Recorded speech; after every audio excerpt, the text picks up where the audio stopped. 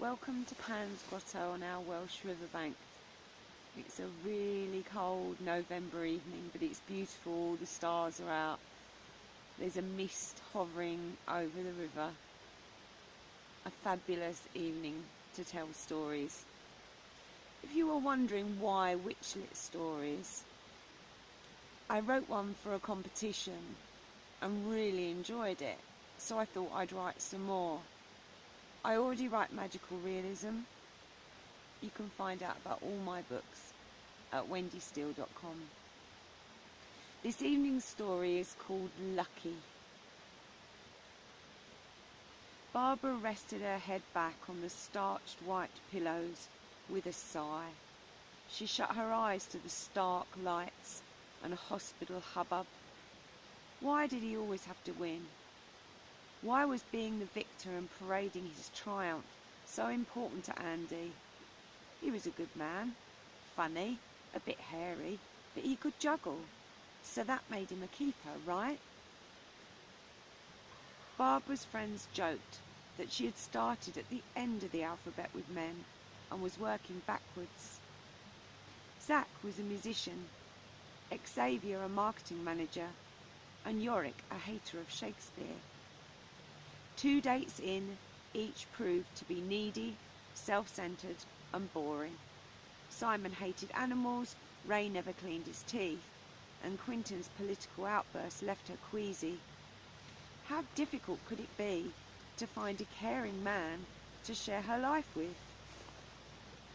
Good luck was what she needed, and a distant memory of a good luck charm she'd read about in a book inspired her to make one of her own. On a warm spring evening, Barbara filled her basket and walked to the common. With a torch to guide her feet, she arrived at the rowan tree. Beneath the shimmering full moon, she spread a blue cloth and set out a piece of coal, a brand new silver coin, an ear of corn, a piece of rose quartz, and a tea light in a lantern. She'd sewed a red velvet bag, battling with the wayward rusty needle in the thick, lush material. A drawstring of plaited blue, green and silver ribbon finished the pouch. Barbara lit the tea light, and with silver ink on handmade paper, she wrote her first spell, adding ingredients to the pouch as each line was completed. May you always have shelter and be warm. May you always have enough money. May you never go hungry. May you always have love and good fortune in your life. The good luck pouch hung from Barbara's headboard. Each morning she stroked the soft velvet, looking through her window and asking for a lucky day. Her best friend Tanya announced she was pregnant after a year of trying. Her brother Ian landed his dream job, flying passenger aircraft out of Heathrow. Her secretary Colette had an offer accepted on a tiny Wimbledon flat. And after 6 weeks, Barbara met Andy. Coffee and meals followed. Andy made her laugh. There was a bounce to his step that reminded her of an eager puppy, and he brought his juicer to her house, blending up pineapple, orange and carrots for a refreshing, uplifting start to her day. He sampled her quince jelly and introduced her to badminton. She was learning every day, and she daydreamed of a future together, but his competitiveness threatened to derail their relationship. You can't say you don't like it until you've tried.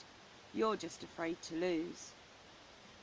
Never a quitter, a promise to herself in her teens to work hard for what she wanted, whatever the cost, Barbara ran her own advertising company. Those that worked under her knew about her will of steel. Nausea flooded her senses and she tried to turn to the edge of the bed, but pain kept her in place. Even the x-rays had made her sick and wobbly. Vulnerability was a new feeling for Barbara. "Miss Callow?" The blurry figure of the registrar approached her trolley bed, pulling the curtain around them and glancing at the clipboard in his hand. Dizziness enveloped her as she tried to sit up.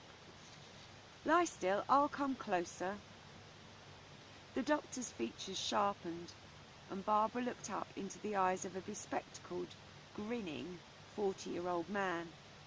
"What's funny?" Grappling for composure, the doctor skimmed through Barbara's notes. "Third time this month, I see.